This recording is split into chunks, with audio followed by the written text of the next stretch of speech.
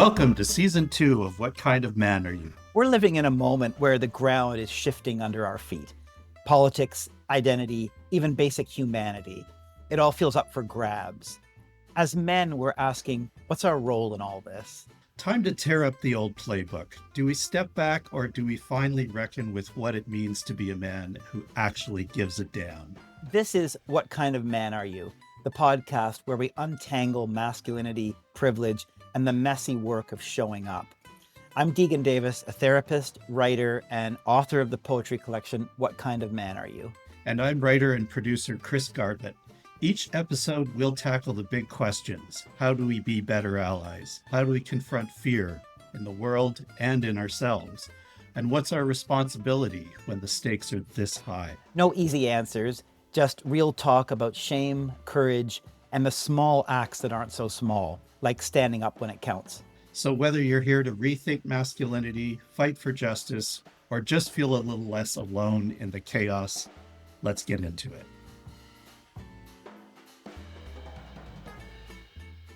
Welcome, everyone. Thank you for joining us. I'm Chris, and this is Degan. Hello, Degan. We have gone from a small, independent, basically art movie set in Denmark to probably the biggest movie of the year set in America, Superman. And Degan and I went to watch this one together, and we'll talk about that. So Degan, what's your first exposure to Superman? You know, I didn't read a lot of comics except sort of Archie comics. And yeah, that's sort of like, so I didn't experience the Marvel universe through Superman through comics, but I do remember the Christopher Reeve movie. And I was just thinking about how, we've talked about this in the first season, I wasn't like a tough guy in the schoolyard, and I got, had been bullied for a couple of years. And I think there's something about seeing a movie like Superman and also a movie like The Karate Kid, like those movies where someone is good and they're doing good in the world, and they're tough guys, and they're strong, and they're putting that, strength basically to a good purpose. And so I felt like just really inspired by Superman. And yeah, and I'm just having images right now of the end of the original Superman, where I think he flies around the earth backwards and he reverses time. Yeah, Right. And saves Lois Lane. that's right. Right. In that. And I just had that image of that. Like that was, yeah, that's what came to me. But I think the thing about this Superman and that Superman, what we're going to talk about today is this kind of like this good guy, right? Like this, like this good man who is, I don't know, using his powers for good. That's what I've got. That's what's in my mind about Superman. Yeah, definitely my first exposure as a kid. I don't know if it was current. I don't think it was, but I remember seeing Superman cartoons on television, and Superman was a very serious, clean-cut, low-voiced, strong guy who took care of things, right? Solved problems. There were big problems. Clark Kent was a high-pitched reporter. Well, he's always a reporter, obviously. And, that's where I always remember that, good job for Superman. Like as soon as he changes, takes off his day clothes, his voice goes into a much more masculine sound. And he almost feels like that cartoon version almost feels like he almost feels like a businessman in his seriousness, and like a good citizen kind of way. So that was my first memory. And then when the Christopher Reeve movies came out, that actually totally changed my image of Superman. And he seemed more modern for the time. And Superman and Lois Lane always had that, will they thing going on. But in the movie, he just the he did turn the world backwards to save Lois's life. I don't know if the previous Superman would have changed the whole world to save one person. Feel like, Right. and there is a sense of Superman becoming more introspective and human and literally in the sequel to the Christopher Reeve Superman, he literally becomes human. So Right. so anyway, that was my early exposure to him. So let's talk about this movie that we just saw. Yeah. What did you think of it? So I mean, you and I both felt like we went from this kind of we went from a movie that's really hard to find. We actually had to go on the library site for the hunt for our last, and for this one, I think both the idea that we would go for a very blockbuster movie, but also, what better title for a movie for our podcast than Superman? So this one, the movie actually starts with him having suffered a major defeat, and he kind of, again, we will try to mention it if we give a spoiler, but we'll warn you now that we will be talking about the movie and not worrying that much about spoilers. And it's not really a spoiler to say he goes to his ice palace. There's a name for it, but I can't remember what it is. And he's there and he's like trying, like he can barely make it back there. So he actually calls his dog Crypto, which to me the dog was my favorite part of the movie. Dog. What's that? His niece's dog. Oh, it's his niece's dog. Right. Yeah. And in fact, that's where all the energy is now. That short little scene about the niece, Crypto, right, is actually Supergirl's dog. And she's this kind of young niece of Superman's. And now there's all this sort of media exposure about there might be a Supergirl movie, and her name is Millie Alcott. And yeah. And she was known for, oh my gosh, the sequel, or is it the sequel or the prequel to Game of Thrones? She's one of the main characters. Which one is that? Oh, House of the Dragon. Yes. Okay. And so she's one of the stars of House of the Dragon. So anyway, that she only got a tiny little scene in it, but she sparked some interest. So yeah, and very, very, that felt like a very obvious sign that there was going to be another movie coming out. Totally. But anyway, the dog was very entertaining because he's got he's like, the dog is super powerful, but also like completely untrained. So he's one of those dogs that jumps you the moment you come in the door. He's extremely strong. I found that very entertaining. Anyway, the movie is essentially about Thor trying to take over the world as per usual. He's trying to kill Superman.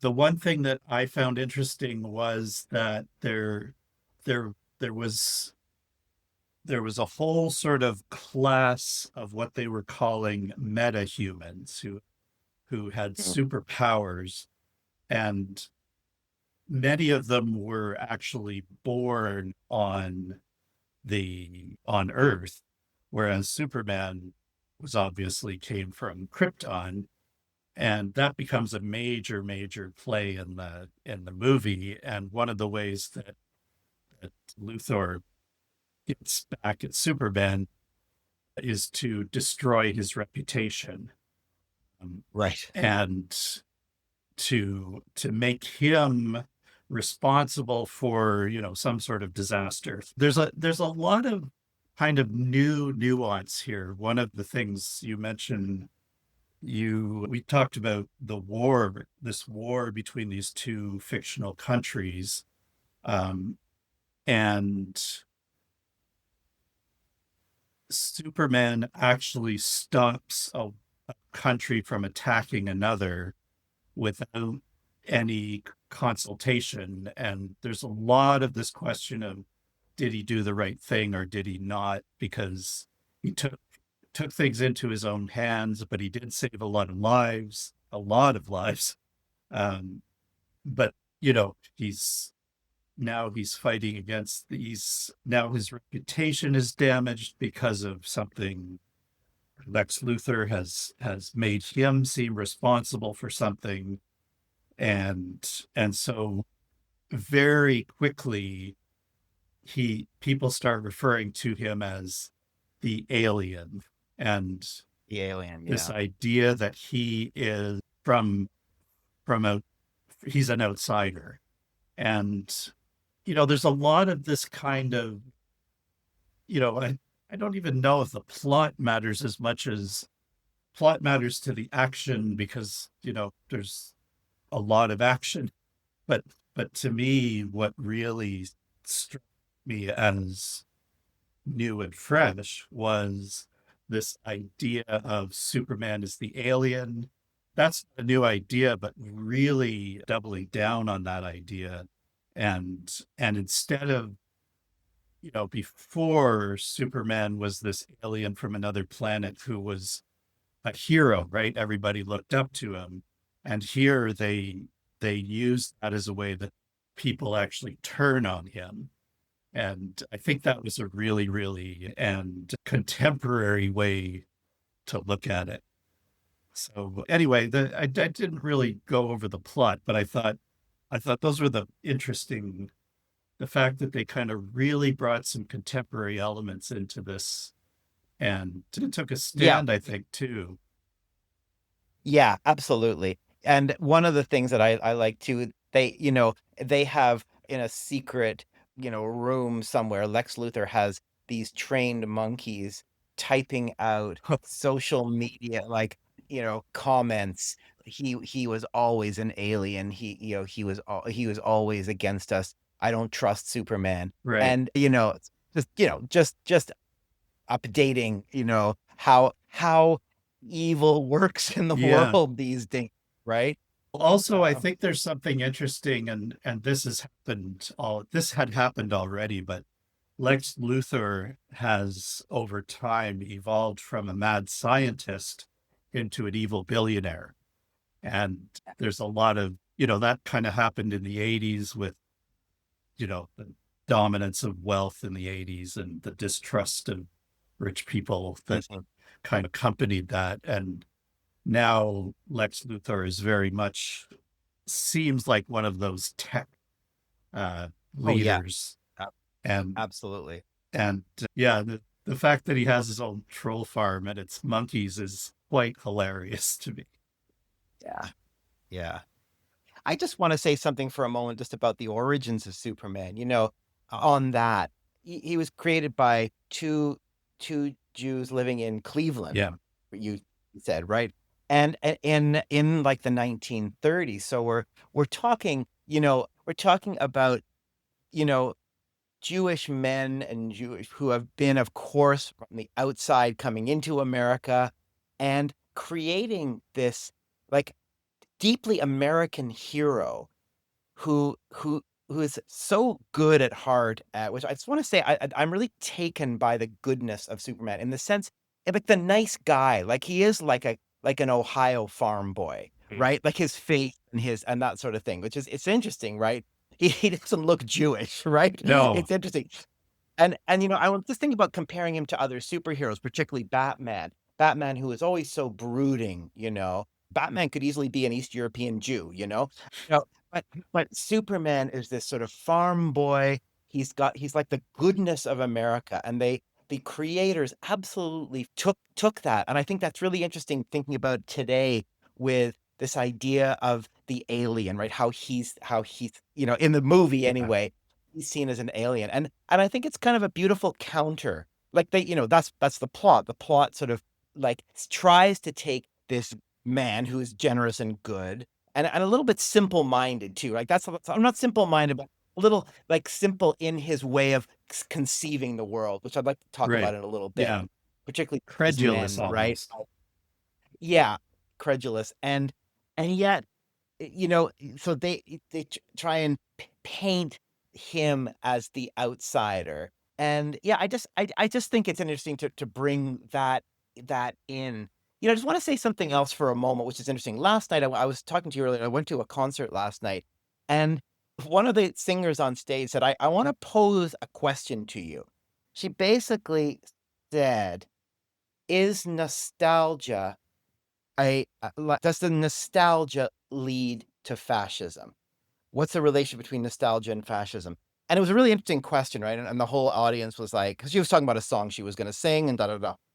And I thought, and I thought, my answer to that is really that when nostalgia becomes kind of canned, almost when it becomes like taken up by a government, for example, like the MAGA movement, or taken up by a culture for a particular reason, then yeah, it absolutely can be a doorway to fascism. But when it's personal, of course, it has the warmth of memory and all the rest of it.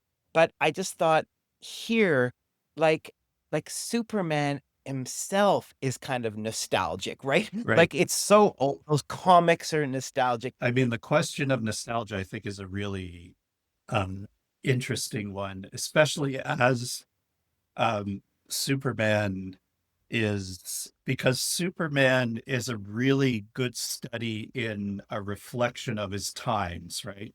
So, pre-war, he was kind of the the advocate for the oppressed, and he stood up for the little guy, and he was pro New Deal in America and all this kind of thing. So it was in the comics. Yeah, the comics, Depression era, like lifting people up. And then, of course, during World War II, he was helping out in the war effort and all that sort of thing. But then post World War II, in a time of prosperity, he was more of a champion of order. And interesting. And so now what we have, times have changed. Somewhere in the 90s, we wanted our male characters, even in the 80s a bit, with like Batman, we wanted them to be more complicated and troubled, and apparently the Superman comics became more like that in the 90s. And at some point, I think in the 90s, he actually dies. And so we've got this kind of, I think with this movie, we've got kind of a distillation of both the nostalgic Superman, the earnest, I said credulous before, what I meant was earnest, the earnest Superman, but also the one who's like, I keep trying to do the right thing, and it never is good enough, right? Like, I save an entire country from being wiped out, and everyone says I overstep my bounds. But at the same time, he's that kind of loner, by taking action like that without any consultation, without any sort of, just on his own instinct. That's Clint Eastwood, John Wayne kind of action, right? So he's earnest, but he's much more complex than the 50s one, who was more about doing the right thing and maintaining order. I'd like to say something, and then I want to ask you a question afterwards. Okay. Because that you said right after the film that I found really interesting. The part I want to say first about like that sort of simplistic, or that sort of like just like he says in the movie a bunch of times, I just came here to help. Right? Yeah. Like I just right. want help, right? And Lois Lane interviews him, right? And she asks him, like, well, you didn't, consult with the, president of this country. You just did this unilaterally, right? That kind of thing. But what I was reflecting on, and as a couples therapist, is how often I see, and it's not always men doing this, but it often is men when there's a problem in the relationship and they want, like the man often, but not always, wants to fix, right? Right. And I had that sort of resonance thinking about Superman in that way and being like, listen, I really do want to fix this situation here. Yeah. Right. Like it's, and the partner saying like, you don't get it. And the man going, but listen, I really want to. No, I want to be listened to. There's a lot of things you can't fix, right? Yeah. And I just want to say that, and where where it spirals into sort of something, difficult, and this is similar to Superman, is that he's sort of frustrated with this, Yeah. right? Like he ends up and he's frustrated because it's like, listen, basically, it's like, I really do care. I do care about this world and I want to fix it. And I think that's how men are, and people in relationships. Like, I really want to just try and fix this. And if they get that, that's not helping me, then there's this frustration there that actually, when you don't see that what I'm actually offering. And so there's some kind of goodness in him. And then, and the truth of the matter from a counseling perspective is there's a lot of things that can't be fixed. And really what we need to do is just listen and be present, Right. right? Which just say, I really hear you. And that's actually the best thing you can do. So that resonated with me from the movie. Well, yeah, I think that's really a good observation, because I think that what I didn't really enjoy this movie when I was watching it, but as we talk about it, I'm appreciating it more and more. And this idea of, there's a whole,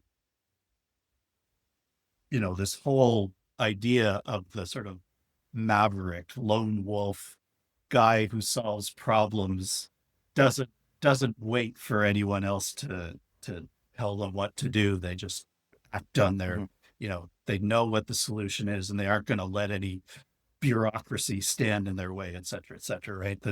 And what's happening in this movie is Superman does that, and it's like,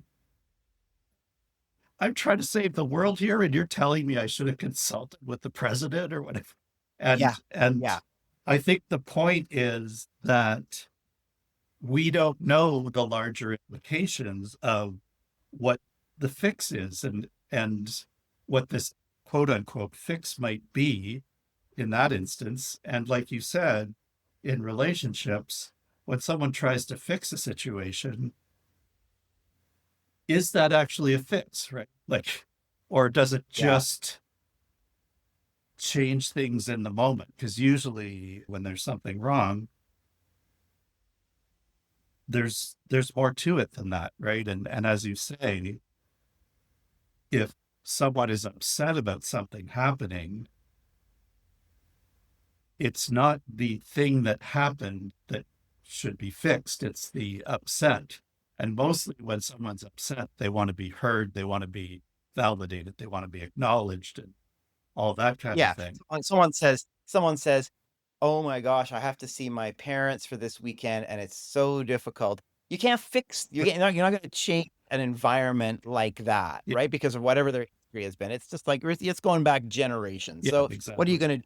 You can't fix it. You can say, hey, honey, I'm here for you, But I want to ask you this. And when you talk about like Superman coming in kind of unilateral, I mean, like, let's be honest, superheroes are, you have the Justice League, right? You have Actually, the Super Friends were my first. That was the cartoon that I remember Superman from. So you have groups, but in general, superheroes are unilateral saviors, right? They are like Batman, and a lot of the tension in these narratives is, particularly now, we had a more innocent age in a sense, in the 40s, 50s in terms of character, right? We want to save the world, but we're really talking now about, well, what are the drives of these superheroes? And I was just watching Lego Batman with my kids, which is actually a really interesting film because Batman is an absolute loner in that film. I've now watched it 3 times, so I'm a minor expert, but he's an absolute loner, lives in his bat cave. No one invites him to parties anymore. So the tension there is that he's really done it on his own his entire life. And of course we know now, we've been talking about this for 20 years, this idea of male isolation, right? And just doing it on their own. But you said something after the film, which was something like, and I'm paraphrasing, but it was something like, all superheroes are fascists. Yeah. And I wondered if you could back that a bit. Well, okay. So I will point out, and we both did a little bit of digging on Superman because we knew that it was more than just this movie we wanted to talk about. But there was a psychologist or psychiatrist, or maybe it was a psychology professor, anyway, in the 50s, this guy named Worth called Superman a fascist. But he was a he was arguing that he was a bad influence on children. Um, Mm. and Superman. yeah. Now, look, Superman is, I would see him more at risk of being a fascist, like with that whole idea of justice in the American way being his Mhm. guiding principle, but like why should one person hold that much power over the future of humanity?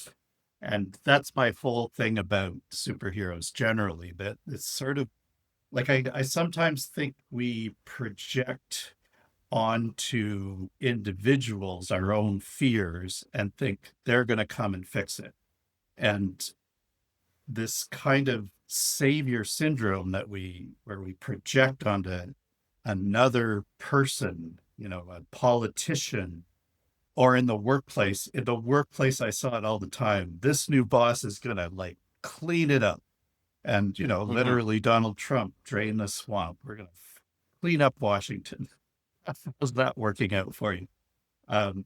So Until it comes to the Epstein files. yeah, he really was, he just doesn't want anyone who's falsely accused to be hurt by that. Right. But so to me, and there's an interesting difference between the Marvel universe and the DC universe, because I feel like Marvel is a collection of conflicted. Marvel is Spider-Man, Iron Man, Black Widow, X-Men, all those kinds of superheroes. And they're not even comfortable with the role of hero.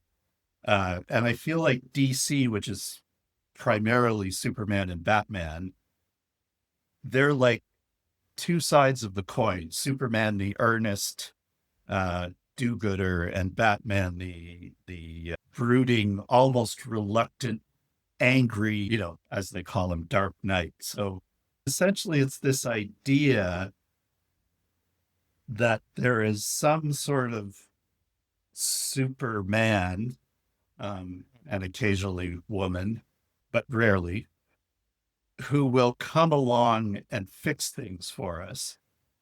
And, one of the jokes I've made is that a superhero is someone who uses their childhood trauma to commit massive violence and calls it saving the world, and so I guess on that level, so that's why I sort of see them as kind of fashy, like there's nothing democratic about superheroes. Like there's superheroes are people who come along, they may or may not do the right thing, but they make their own mind up about what the right thing is. Right. There's, and I think that's what's interesting about this movie is that he starts and twist in this movie, and this is definitely a spoiler. He finds out he's believed all along, because he has a message from his parents, that he's supposed to do good for the earth, and that's his mission in life. Right. And then he finds that there was a second part that was decoded, and again, Lex Luthor discovers it and uses it against him, makes it public, that actually he was, in the second part, he was told to take over Earth and rule it, which would make him would he be a fascist, a colonist? He wouldn't be a colonist because there's no one following him. So anyway, that's why I said that to you when we were having beers, is that I really feel like we have to be careful to, like, sometimes I'll hear people talk about their superpower, and what they're really saying is, this is one of my best skills, right? And, I guess it's harmless mostly, but this idea of superpowers and heroes, it kind of all goes back to that. There's this idea that there's a simple fix and you just need to be powerful enough to make it happen. And some of the more interesting ones, like there are a lot of more modern, especially Marvel ones, where they really, unquote, problematize that.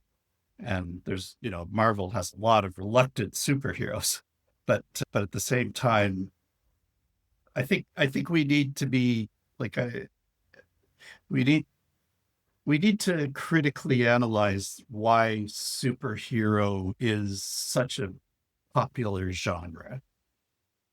I mean, I think on some basic level, it's like the way we want to wear Guerrero shirts, Right. the Blue Jays shirts, or, just that there's something that we identify in these people that are public figures that are doing something pretty remarkable, and that's fine. I mean, it feels nice to support them, to see it. It's like a sense of our own, like, I don't know, the strength projected, Right. commitment projected somewhere. I think the one thing I want to say about that is, and I've been thinking about this a lot, and I mentioned it in the other podcast, to me, from my sort of therapy standpoint, I think of health as being right, bringing up masculine and feminine energy, Mhm. both of those pieces. And so in that way, I think, a celebration. I mean, there is a celebration of, I'm talking about archetypal energy, like strength, right? Power, boundary setting, that kind of thing. Like that's a kind of an archetypal masculine energy. And I don't think there's anything wrong at all with like celebrating that in a way. And it's kind of interesting that in this Superman, he's sort of like, he's sort of called out for, not having some of that feminine energy, Yeah. which would be more communication, talking, with these leaders, Right. looking at it from a little more holistic sense. And that way the movie kind of like just drops that thread, right? It's like Lois Lane says it to him, and it basically, whatever, he does his thing in the end. But I think that's coming in other superheroes, like like it sounds funny to talk about Lego Batman, but it's actually has some very powerful scenes for a kids movie. And in it is a lot about that sense of, and I think what is a kind of feminine trait, or a feminist energy, feminine energy, sorry. What is a feminine energy, which is about communication, which is about connection. And just to swerve to the Batman figure, he, at one point, the Joker says to him, you, like, something about like, you I give meaning to you Right. because you have to get me, right? Right. And Batman says, I don't care about you.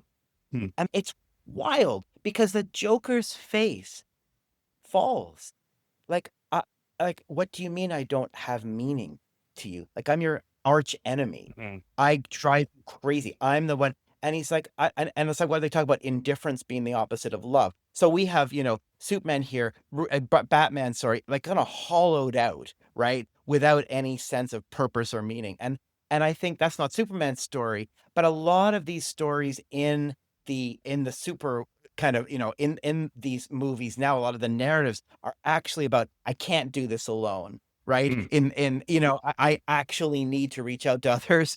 We need to be a force together, et cetera, et cetera. And I think that also is kind of reflecting. I mean, Superman doesn't touch on that in this. What I did like, and I just want to say this about the last scene, and this is a spoiler, so you can turn this off if you don't want to hear it. The last scene is very interesting. After all the violence, after, all the, Superman has to pull out, this kind of bead-like DNA thing or whatever that's into his lungs, and he can hardly breathe, and and it's intense, right, and gross, and he's, and it takes a lot out of him.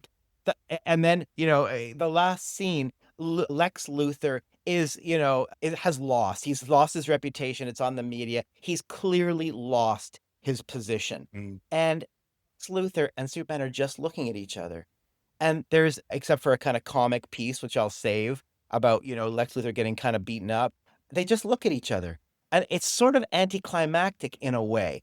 And I thought if there's an honoring of that kind of feminine side that doesn't have to end with Superman holding Lex Luthor's throat and saying, "I could kill you, but I won't because I'm better than that." Right. They're actually just each other. And Lex Luthor's face kind of falls in the way I was talking about the Joker. And then he's, taken off in a, in a police cruiser, and that's it for him. But I thought that was a kind of honoring of that sense of like, yeah, of I you're defeated, and I don't have to make a big statement about it. Right. It's obvious. Yeah, that was, and like the directors didn't put that in by accident, right? Like that moment Yeah. was probably one of the better scenes in that movie because, like you said, there was like Superman gave a little speech about what it's like to be human and all this kind of stuff. Very earnest, very Superman. But I actually, And very just to say very resonant, but as we speak, ICE is moving in throughout all the California suburbs, throughout so much of America. all of And America, taking yeah. people away, all of America, who are supposedly aliens and not American enough, and et cetera, et cetera, et cetera. The resonance of that speech at the end was really needed and really powerful in the midst of all this. Yeah. Yeah. So, yeah. And that's the context in which we're seeing it. But I felt that the most powerful emotionally was that moment where they were silent and the Lex Luthor. I actually found the Lex Luthor a lot less interesting than like in the Christopher Reeve movies. Of course, it was Gene Hackman, who was an amazing actor, but this idea of I need you to, yell at me for me to have power, right? And Superman gave his little speech, then he was done, and he just looks at him, and Yeah. and he's like, because he doesn't have anything more to say, and that's the real victory, right? Is like he's not going to fight anymore because he's done. Yeah. And I mean, Luthor was done and all of it. So Yeah. anyway, I think there's part of it. It's just like, there are those moments that are resonant, and that are, and it's also for a summer movie. It's a summer movie. Yeah. In lots of ways, it's a popcorn, ice cream, whatever. It's a movie to have for sure. Although having we can never. I mean, I can never watch a movie without thinking about what. I don't think there's any art that actually escapes you from the real world. Like the real world is affecting the movie or whatever. Oh, totally. Yeah. I just mean, yeah, absolutely. I'm That was seeing good that to it's chat 4 with you. o'clock, so- Yeah, I gotta go. I've got my twins coming, and what are we watching? We're actually watching a series right now called the Mysterious Benedict Society, Oh, which is with Turn. They did 2 seasons, a set of books, and they did 2 seasons. And similarly, there's almost like there's a kind of a villain that wants to take over the world by a particular machine that is going into their minds. So pretty soon tonight, I will be entering that world where they're trying to defeat this this maniacal man of control. Oh, is it right, Mr. Is it aimed at kids? It's aimed at kids for sure, and it's really interesting. It has all the same kind of you think about how much at the heart of these movies the villain is about control. Right. Is always, and we see, of course, this is so obvious, but we see that with Donald Trump so clearly, wanting to control the judiciary, wanting to control the media, wanting to control the story, right? And so that is, that's why I think actually, and someone said this, I think this was Charles Baudelaire, the French writer, saying that we need to tell the same stories. Oh, like the stories are the same. The stories actually that human beings need to hear are all the same, but we need to tell them in the language and the culture of the day. Mm. So in a way, we've had stories that go back to the Greek times about power, imbalance of power, hunger to dominate. But we have to use the lexicon. We have to use the details of today, The metaphors. the monkey troll farms, the metaphors, the language, to be able to tell the story so it resonates. Right. So in that sense, it's as important as it's a summer movie, and it's as important as anything. Thank you for listening to What Kind of Man Are You? The podcast is hosted by Degan Davis and Chris Garbett. produced by Chris Garbett and VQC Media. We would love your feedback. Check out the show notes for ways to get in touch with us, leave a comment, or email us at chris@vqcmedia.me. Contact Chris about advertising and sponsorship opportunities. If you like what you hear, tell your friends, and please give us a thumbs up or a 5-star rating on your favorite platform.